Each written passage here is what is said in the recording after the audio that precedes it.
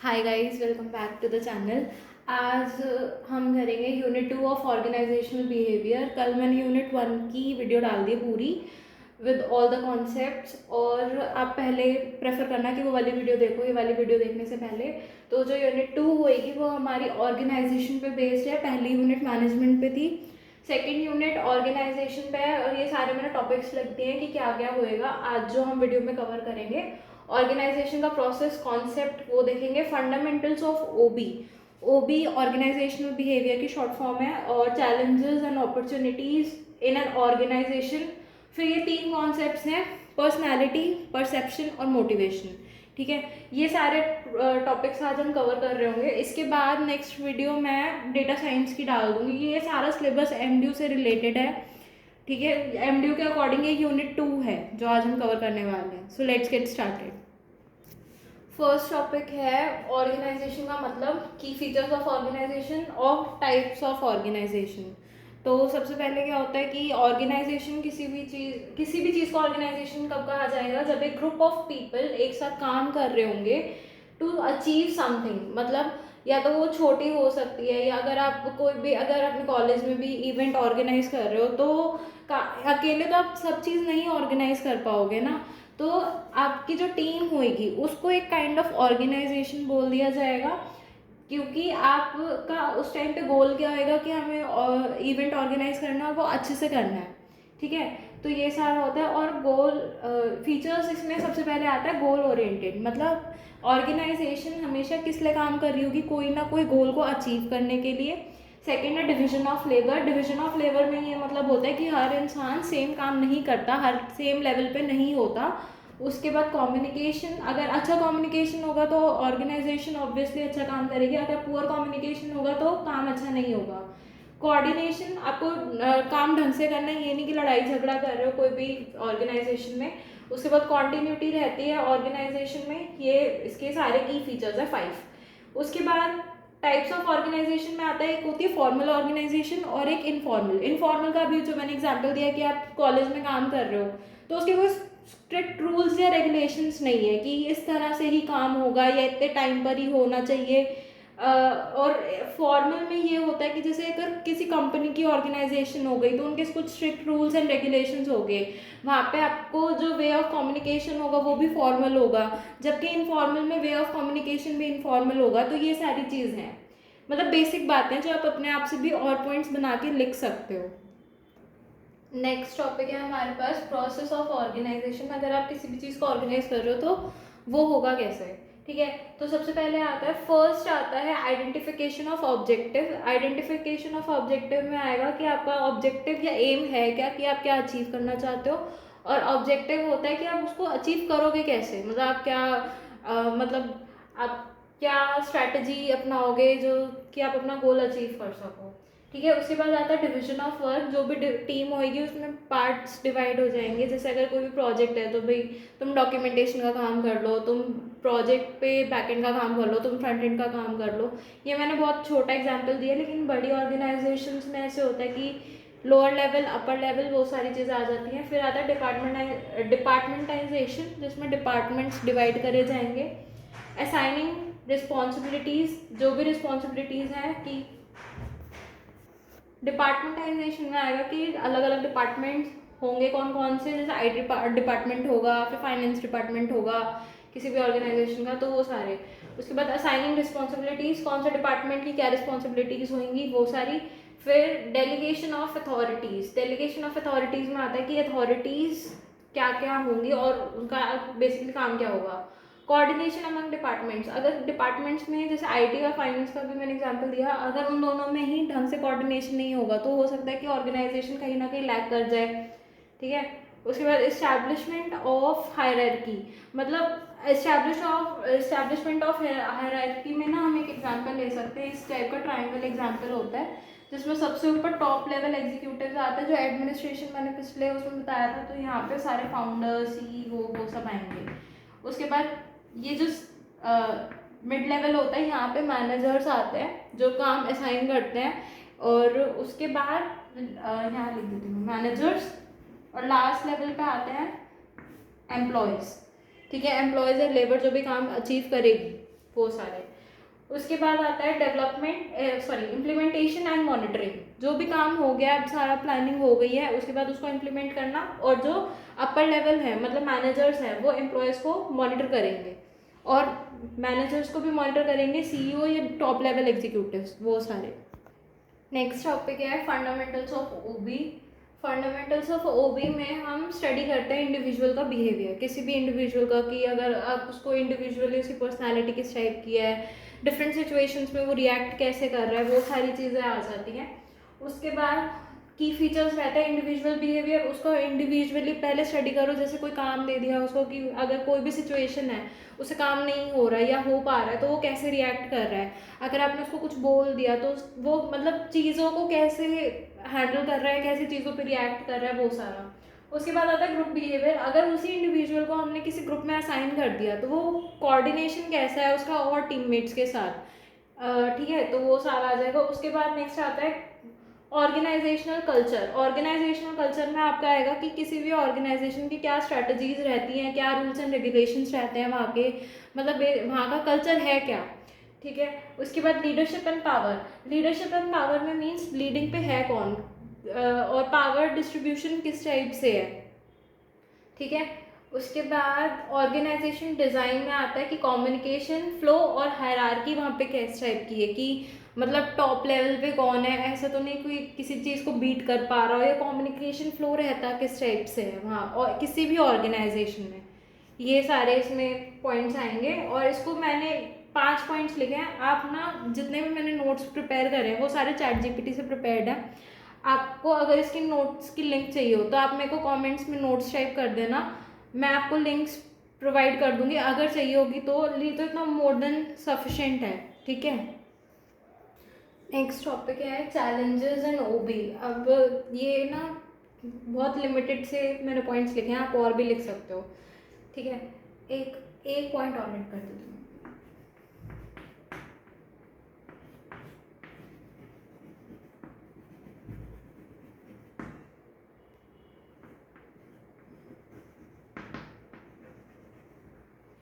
ठीक है, अब स्टार्ट करते हैं। सबसे पहला पॉइंट मैंने लिखा है चैलेंज में वर्क फ्लो डाइवर्सिटी। कई बार ऐसा होता है कि ना वर्क फ्लो हर किसी का डाइवर्स रहता है। जैसे अगर मैं एक एग्जांपल लूँ, एक ऑर्गेनाइजेशन है या एक टीम का एग्जांपल ले लेते हैं, कि किसी का फ्रंट एंड रेडी हो गया, वेब डेवलपमेंट हो रही है जिसमें फ्रंट एंड रेडी हो गया लेकिन बैक एंड अभी तक रेडी नहीं हुआ। तो वर्क फ्लो डाइवर्सिटी की वजह से कि कोई ज़्यादा पंचुअल है अपने काम को लेकर, उसने फटाफट कर दिया 1-2 दिन में ही, अच्छा ये काम है तो मैं कर देता हूँ, जबकि दूसरा उसका जो टीममेट है वो इतना एक्टिव नहीं है, बहुत ज़्यादा मतलब फ्लेक्सिबल नहीं है, कि अपना काम नहीं कर पा रहा। तो वही आता है वर्क फ्लो डाइवर्सिटी, कि एक टीममेट ने तो जल्दी काम कर दिया जबकि दूसरी टीममेट ने काम ढंग से नहीं करा, तो उस वजह से चैलेंज रहता है ये भी। फिर रहता है resistance to change. Resistance to change मतलब अगर मैं कोई भी टेक्नोलॉजी में चेंजेस ला रही हूँ तो हो सकता है कई बार वो एक्सेप्टेबल ना हो। अभी का जैसे अगर मैं एक एग्जांपल लूँ, जैसे कभी कंप्यूटर्स जब आए होंगे उससे पहले तो फाइल सिस्टम था ना, कि मतलब पेपर पे काम हो रहा है, सारा जितना भी मैनेज हो रहा है वो सारा पेपर पे हो रहा है। वहीं पे लोगों को भी चैलेंज फील हुआ होगा जब उनको थोड़ा इलेक्ट्रॉनिक में अपनी टेबल्स वगैरह बनानी पड़ी होंगी, तो वो रेजिस्टेंस टू चेंज आता है।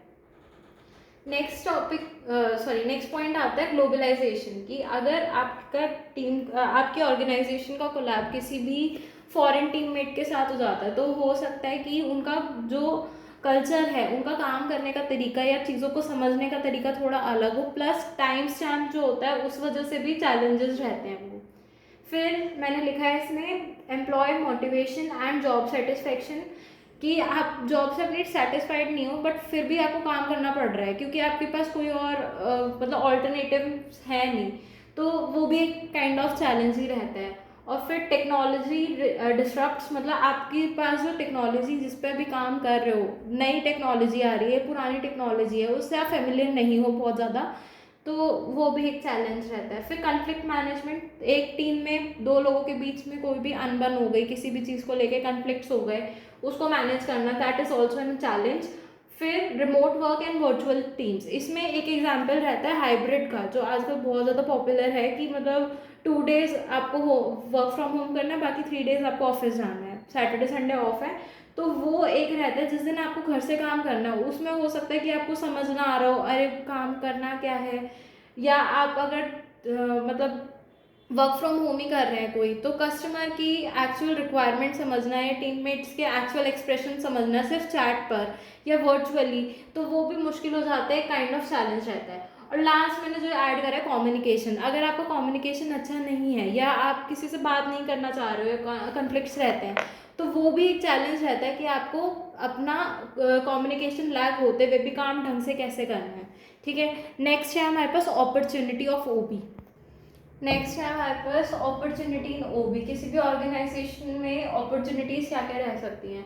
Enhancing employee engagement and productivity. सबसे पहले अगर कोई भी टेक्नोलॉजिकल चेंज आ रहा है तो आप उसमें ऐसे कर सकते हैं कि ट्यूटोरियल्स प्रोवाइड करवा सकते हैं, या जिसने भी जो अच्छा है उसमें वो उसको सिखा सकता है सामने वाले पर्सन को। मान लो किसी को अच्छे से टेक्नोलॉजी यूज़ करनी आती है, या तो वो दूसरे को सिखा सकता है। प्लस एक और रहता है कि हम वर्कशॉप्स कंडक्ट करवा सकते हैं किसी भी ऑर्गेनाइजेशन में, जिससे कि नई टेक्नोलॉजी के बारे में जिसको अच्छी नॉलेज है वो और लोगों को सिखा सके किसी मेंटोर के थ्रू। ठीक है, फिर हमारे पास रहता है अडेप्टिंग टेक्नोलॉजिकल एडवांसमेंट। मतलब कि जो भी टेक्नोलॉजी है उसको आप अडॉप्ट करो, रादर देन कि पुरानी घिसी पिटी चीज़ों को यूज़ करने के बजाय आप नई टेक्नोलॉजी के अकॉर्डिंग, जिससे आपका जो काम है वो और ज़्यादा प्रोडक्टिव रहे, तो हम उसको यूज़ करें। उसके बाद स्ट्रॉन्गर ऑर्गेनाइजेशनल कल्चर। अगर आप थोड़े एडॉप्टिव हो, या फिर अगर मैं कहूँ कि अगर आप में थोड़ी ये क्वालिटीज़ हैं कि आप चीज़ों को जल्दी समझ जाते हो या जल्दी चीज़ों में ढल जाते हो, तो वो भी एक अपॉर्चुनिटी रह सकती है, क्योंकि हम फिर जो ऑर्गेनाइजेशन है वहाँ का कल्चर अच्छे से समझ सकते हैं, हम उनके जो भी चीज़ें हैं उसमें अच्छे से ढल सकते हैं। इम्प्रूव्ड लीडरशिप डेवलपमेंट, कि अगर आप में लीडरशिप की क्वालिटीज़ हैं तो हम उसको और अच्छे से यूज़ कर सकते हो आप। इफ़ेक्टिव चेंज मैनेजमेंट, और ये लास्ट है कि चेंज मैनेजमेंट भी ढंग से हो सके, ये भी एक अपॉर्चुनिटी रहता है ऑर्गेनाइजेशनल बिहेवियर में। और एक दो चीज़ें और बता दूँ, इसमें एक रहता है कि आपका अगर आप में कम्युनिकेशन स्किल्स अच्छी हैं, जैसे कई लोग होते हैं कि बहुत मीठा मीठा बोल के अपना काम करवा लेते हैं, वो भी उनके लिए एक अपॉर्चुनिटी रहती है कि उनका जो वे ऑफ कम्युनिकेशन है वो ज़्यादा अच्छे होने की वजह से लोग उनकी बातों में आ जाते हैं, काम करवा लेते हैं, वो उनके लिए तो अपॉर्चुनिटी है ना। ठीक है, और काफ़ी सारी चीज़ें आप अपने आप से भी लिख सकते हो कि उसकी पर्सनालिटी बहुत अच्छी है, कि पर्सनालिटी इतनी ज़्यादा अट्रैक्टिव होने की वजह से उसको काम जल्दी से मिल जाता है, या ये भी सारी अपॉर्चुनिटीज़ रहती हैं कि आप काफ़ी सारे पॉइंट्स अपने आप से भी बना के लिख सकते हो। फिर नेक्स्ट है हमारे पास पर्सनालिटी। अब हमारा सेकेंड थर्ड टॉपिक है पर्सनालिटी। पर्सनालिटी क्या होता है कि unique set of qualities, traits and emotions. और इसमें और भी आप लिख सकते हो कि कुछ ऐसे बिहेवियर्स या थॉट ऑफ पैटर्न जिससे आपको पता चले कि किसी भी इंसान को जो चीज़ अलग करती है उसको पर्सनालिटी बोला जाता है। जैसे मेरी पर्सनालिटी अलग होगी, आपकी पर्सनालिटी अलग होगी, आपकी फ्रेंड की पर्सनालिटी अलग होगी, तो हर किसी की पर्सनालिटी सेम नहीं होती। कहने का ये मतलब है एक यूनिक सेट ऑफ क्वालिटीज़ किसी की भी, उसको पर्सनालिटी बोला जाता है। अब पर्सनालिटी के ट्रेड्स कैसे हैं, हम डिफाइन कैसे करते हैं कि पर्सनालिटी किसी की अच्छी है या ख़राब है हमारे अकॉर्डिंग। ठीक है, तो उसके 5 हैं यहाँ पे पॉइंट्स। ओपननेस, कॉन्शियसनेस और एक्स्ट्रावर्जन, एग्रीएबलनेस और न्यूरोटिज्म। अब ये होते क्या हैं सारे? सबसे पहले ओपननेस में आता है कि आप कितने क्रिएटिव हो, कितने ज़्यादा क्यूरियस हो, चीज़ों को देखने का आपका नज़रिया क्या है, वो सारा इसमें आता है ओपननेस में। नेक्स्ट आता है कॉन्शियसनेस, कि आप किसी भी, अगर आपको रिस्पॉन्सिबिलिटी दी जा रही है तो आप उसको लेके कितना ज़्यादा कॉन्शियस हो, आप उसको मतलब अपने आप को प्रूव कैसे करोगे, आप उसको मतलब किसी भी काम को आप कैरी आउट कैसे कर रहे हो। ठीक है, उसके बाद आता है एक्स्ट्रावर्जन, जिसमें आता है सोशबिलिटी, कि मतलब आप सोशली कितने ज़्यादा एक्टिव हो, कितने ज़्यादा आप फ्रेंडली हो, एक्सट्रोवर्ट हो, इंट्रोवर्ट हो, वो सारी चीज़ें। फिर आता है एग्रीएबलनेस मतलब आप चीज़ों को कितनी जल्दी मान जाते हो। ठीक है, कंपैशन और कोऑपरेशन आप कितना रखते हो, ये सारा आता है एग्रीएबलनेस में। फिर आता है neuroticism neuroticism is emotional stability, कि आप ऐसा तो नहीं कि किसी ने कुछ कह दिया तो एकदम से रोने लग गए, या मतलब आपका अपने इमोशंस पे कितना कंट्रोल है, आप इमोशनली कितने ज़्यादा स्टेबल हो, वो सारा आता है। फिर पर्सनालिटी के डिटर्मिनेंट्स क्या क्या होते हैं, यहाँ पे सिर्फ 2 लिख रखे हैं, आप और भी लिख सकते हो। सबसे पहला मैंने लिखा है हायरार्की या जेनेटिक्स, कि कुछ लोगों को हमने कहते सुना होगा कि ये तो हमारी खानदानी आदत है, मेरे पापा भी ऐसे करते थे, मैं भी ऐसे करता हूँ, मेरे दादा भी ऐसे करते थे।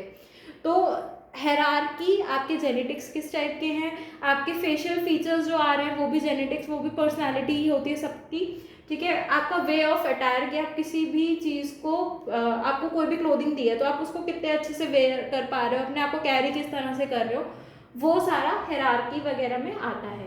नेक्स्ट आता है एनवायरनमेंट। एनवायरनमेंट में आता है कि आपका घर का बैकग्राउंड कैसा है, ऐसा तो नहीं कि आप थोड़ा सा बहुत ज़्यादा पोश एरिया में रहते हो तो आपका एनवायरनमेंट वैसा हो जाएगा, पर्सनालिटी भी उसी टाइप से हो जाएगी। अगर भाई हम देखें थोड़ा सा विलेज साइड आ जाए तो वहाँ के लोगों की एनवायरनमेंट की वजह से उनकी पर्सनालिटी अलग होती है, ठीक है। फिर अब नेक्स्ट है हमारे पास परसेप्शन। नेक्स्ट टॉपिक है हमारा परसेप्शन, और इसके बाद ना लर्निंग करेंगे क्योंकि वो मैं लिखना भूल गई थी, लेकिन वो टॉपिक है इसमें। तो सबसे पहले परसेप्शन की डिफाइन क्या होती है, it is the process of selecting, organising and interpreting information. अब इसमें होता क्या है कि आपकी जो भी 3 मतलब इसमें स्टेजेस रहेंगे, सिलेक्शन, ऑर्गेनाइजेशन एंड इंटरप्रिटेशन। इन तीनों का काम करके हम अपनी सेंसरी इंफॉर्मेशन को कैसे प्रोसेस होती है कि हम किसी भी इन्वायरमेंट को समझ पाते हैं, अंडरस्टैंड कर पाते हैं, और ये एक इंडिविजुअल को हेल्प करता है कि आप वर्ल्ड में उसके बिलीव्स क्या रहते हैं किसी भी चीज़ को लेके, एक्सप्रेशंस और एक्सपेक्टेशंस क्या रहती हैं, ठीक है। अब इसमें आता है स्टेजेस, 3 चीज़ें हैं, सिलेक्शन, ऑर्गेनाइजेशन और इंटरप्रिटेशन।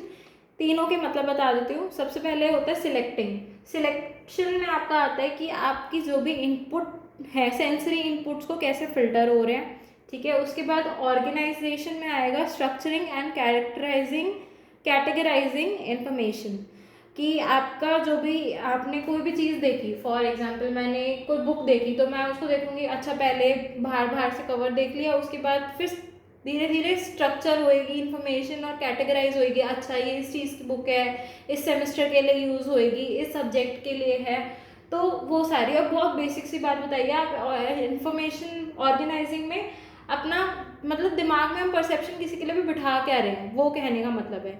इंटरप्रिटेशन का मतलब होता है कि assigning meaning based on personal experience and knowledge. हमारे पास जो भी एक्सपीरियंस है अभी तक, जैसे अगर मैं किसी भी कॉलेज में गई हूँ सर्वे के लिए तो मैं बोलूँगी अच्छा यहाँ पे मैनेजमेंट ठीक सा लग रहा है देखने से, फर्स्ट लुक में आपको क्या इंटरप्रिटेट कर पा रही हूँ मैं उस चीज़ के लिए, तो वो सारी चीज़ें आ जाती हैं। फिर फैक्टर्स हमारे पास 3 हैं यहाँ पे, पर्सनल, सिचुएशनल और social and cultural factor. Personal factor में आता है कि मेरे इमोशंस या उस टाइम मेरा मूड क्या था, उस चीज़ को मैंने इस तरह से समझ लिया, या मेरे पास्ट इमोशंस क्या है किसी भी चीज़ को लेके, मोटिवेशन या नीड्स क्या है मेरी, ठीक है, वो सारा पर्सनल फैक्टर में आएगा। फिर सिचुएशनल फैक्टर्स में आता है कि उस टाइम पे सिचुएशन क्या थी, क्या अगर मैं किसी भी जगह गई, मैंने कोई भी रोड देखा, ठीक है, उस टाइम पे वहाँ पे गड्ढे हैं, लेकिन मैं कहा ठीक है कोई बात नहीं, अभी तो दिन है तो क्या प्रॉब्लम है। वहीं अगर उस इन्वायरमेंट में अगर मैं जाऊँ, टाइम और सेटिंग मेरी इस टाइप से हो कि बारिश का मौसम है, बारिश हो रही है, तो गड्ढे वहाँ पे प्रॉब्लम क्रिएट कर रहे हैं कि आपको दिख ही नहीं रहे, तो उस टाइम पे मीन सिचुएशन के बेसिस पे आप किसी भी चीज़ को कैसे कैटेगराइज करोगे, कहने का ये मतलब है, ठीक है। और सोशल और कल्चरल फैक्टर्स रहते हैं कि कल्चरल बैकग्राउंड किसका कैसा है, या सोशली वैल्यूज़ क्या है, सोशली कितना एक्टिव है, इंट्रोवर्ट है, एक्सट्रोवर्ट है या एम्बीवर्ट है, तो वट एवर इट इज़, तो परसेप्शन उसके अकॉर्डिंग होएगा, ठीक है। नेक्स्ट टॉपिक है हमारा लर्निंग। नेक्स्ट टॉपिक है हमारा second last topic which is learning. Learning क्या होता है, it is a process of acquiring, developing and transferring of knowledge, कि आप किसी भी इंफॉर्मेशन को एक्वायर कर रहे हो, डेवलप कर रहे हो और उसके बाद ट्रांसफ़र कर रहे हो इंफॉर्मेशन को टू एनीवन, ठीक है। उसके बाद हमारे पास 3 टाइप ऑफ नॉलेज आती है, सॉरी लर्निंग आती है, individual learning, group learning and organisational learning. Individual learning में होता है कि एक इंडिविजुअल अपने आप को एनालाइज करके कि अब उसके पास कितनी स्किल्स हैं या उसको कितनी ग्रैब करनी है, तो उसके अकॉर्डिंग अपनी स्किल्स को जिस तरह से इम्प्रूव करता है या अपने आप को लाइक एक्सपर्टाइज करता है उस चीज़ को लर्निंग बोला जाता है ऑफ इंडिविजुअल। ठीक है, ग्रुप लर्निंग होता है कि अगर आपको ग्रुप में कोई भी काम असाइन करा गया है, तो हो सकता है आपने कोई नई टेक्निक लगाई हो, कोई किसी को कोई काम आता है, सामने वाले को सिखा दिया, उसके लिए वो भी लर्निंग होगी। ठीक है, उसके बाद ऑर्गेनाइजेशनल लर्निंग ऐसी, पहले छोटे लेवल पे, फिर बड़े लेवल पे ग्रुप, और सबसे बड़े लेवल पे ऑर्गेनाइजेशन में। किसी ऑर्गेनाइजेशन में हो सकता है कि कोई काम, कोई डिपार्टमेंट अच्छे से काम कर रहा हो, उसी चीज़ को मतलब देखते हुए दूसरे डिपार्टमेंट ने उसकी मतलब एक क्वालिटी को गेन करते हुए, लर्न करते हुए फिर अपना काम इम्प्रूव करेगा। इससे बेनिफिट हो क्या रहा है कि लर्निंग से हमेशा कुछ ना कुछ आपको गेनिंग ही होगी, कोई लॉस नहीं होगा अगर आप कुछ भी चीज़ नई सीख रहे हो तो। ठीक है, यही रहता है। फिर नेक्स्ट टॉपिक है हमारा मोटिवेशन। ठीक है, लास्ट टॉपिक है इसका ये। इसमें हमारा है मोटिवेशन। मोटिवेशन की सबसे पहले डिफाइन होती है internal drive that influences the individuals behaviour. मतलब एकदम से कुछ अंदर से ऐसी हमें फीलिंग आना कि अब कि हमें नहीं, अब तो करके दिखाना ही है, मतलब अब तो कम बैक करना ही है अगर मैं बोलूँ जेन जी की भाषा में, तो दैट इज़ मोटिवेशन। और इसमें हमारे पास दो टाइप्स ऑफ मोटिवेशन होते हैं, intrinsic and extrinsic motivation. Intrinsic motivation होता है जो खुद से आए इंटरनली, कि अच्छा हमारा इतना काम तो हो ही गया, आगे भी कर ही लेंगे, या कोई बात नहीं अभी फेलियर है तो नेक्स्ट टाइम तो हम गोल को अचीव कर ही लेंगे। या जो नीट स्टूडेंट्स होता है कि भाई बार बार बैक लिए जा रहे हैं, हो जाएगा हो जाएगा, तो that is an intrinsic motivation. फिर आता है, नेक्स्ट आता है एक्सट्रिंसिक मोटिवेशन, कि भाई बाहर से किसी ने कोई मोटिवेटर आ गया, संदीप महेश्वरी सुन लिया तो बस मैं दुनिया ही फाड़ दूंगा, तो बहुत ज़्यादा एकदम ये पलट दूंगा काइंड ऑफ। ठीक है, उसके बाद आता है हमारे पास थ्योरीज। इसमें 3 थ्योरीज हैं, एक मैंने लिख दिया, 2 अभी लिख दूंगी। तो सबसे पहला है मैस्लोज थ्योरी। ये आपसे क्वेश्चन पूछ लिया जाएगा स्ट्रेट फॉरवर्ड कि मैस्लोज थ्योरी क्या है, उसको पूरा एक्सप्लेन करो। इसमें 3 चीज़ें होती हैं, उसने 3 मैस्लो ने 3 थ्योरी 3 चीज़ें बताई हैं, 3 नीड्स होती हैं एक भी इंडिविजुअल की, जिसमें सबसे पहला है फिजियोलॉजिकल नीड्स, मतलब बेसिक सर्वाइवल, रोटी कपड़ा मकान, वो सारी आपकी बेसिक नीड्स हैं जो हर इंसान को चाहिए ही चाहिए। फिर नेक्स्ट आता है सेफ्टी नीड्स। सेफ्टी नीड्स में आ जाएगा कि भाई एक जॉब सिक्योरिटी हो, इंश्योरेंस हो, कि मतलब सेफ्टी है, अगर मान लो थोड़ा काम किसी रीज़न से ठप भी पड़ गया तो ऐसा नहीं कि जॉब से निकल ही जाओगे या सब कुछ ख़त्म ही हो जाएगा, बैकअप प्लान। ठीक है, वो सेफ्टी नीड्स होती है। फिर आती है सोशल नीड्स, रिलेशनशिप्स वगैरह, टीम वर्क, तो वो सारा कि आपको सोशली वो भी ज़रूरी है। ये 3 चीज़ें मैस्लो ने दी हैं। ठीक है, उसके बाद सॉरी यहाँ पे 5 चीज़ें तो टोटल, इसमें आपका आएगा एस्टीम नीड्स। एस्टीम नीड्स होती हैं रिकॉग्नाइजेशंस एंड प्रमोशंस, कि आपको प्रमोशंस भी टाइम टू टाइम मिल सकें। और लास्ट है सेल्फ एक्चुअलाइजेशन, कि आप पर्सनल ग्रोथ और लीडरशिप की भी आपके क्वालिटीज़ आती रहें, वो सारी चीज़ें हैं। ठीक है, नेक्स्ट है हर्बर्ग्स 2 फैक्टर थ्योरी और मैकजियोर्ज। आई थिंक मैं प्रोनाउंस गलत कर रही हूँ, मैं स्पेलिंग लिख देती हूँ अभी। ये 2 फैक्टर्स हैं, जिसमें एक थ्योरी है हर्बर्ग्स और मैकजियोर्ज। ठीक है, तो जो मतलब 2 थ्योरीज, एक थ्योरी हमने पहले पढ़ ली है, ये 2 थ्योरीज हैं, जिसमें सबसे पहला ये कह रहे हैं कि इनके 2 फैक्टर्स दिए थे इन्होंने, एक हाइजीन फैक्टर और एक मोटिवेटर फैक्टर। अब हाइजीन से यहाँ पे वो मतलब नहीं है कि बिल्कुल साफ सफाई रखनी है अपने आसपास, ऐसा कुछ नहीं है। इसमें मतलब है हाइजीन से कि सैलरी या सिक्योरिटी, कि आपका आप क्या बोलते हैं, आप अपनी जॉब से सेटिस्फाइड नहीं हो लेकिन फिर भी काम तो करना ही है। ठीक है, वो सारा हाइजीन फैक्टर में आता है। फिर आता है मोटिवेटर।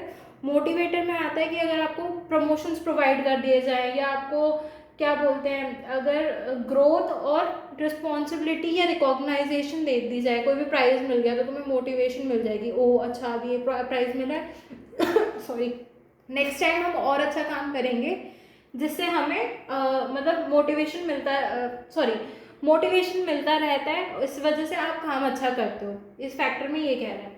और मैक जॉर्ज की ये थ्योरी थी, इन्होंने 2 फैक्टर्स दिए थे, एक्स और वाई। एक्स और वाई में ये कहता है कि एक्स कह रहा है कि एम्प्लॉयज़ ही लेजी हैं, तो आपको स्ट्रिक्टनेस बढ़ानी पड़ेगी कि सारे गधे भरे हुए हैं उसमें ऑर्गेनाइजेशन में, तो अब थोड़ा डंडा उठानी पड़ेगा, नहीं तो काम नहीं करेंगे ये।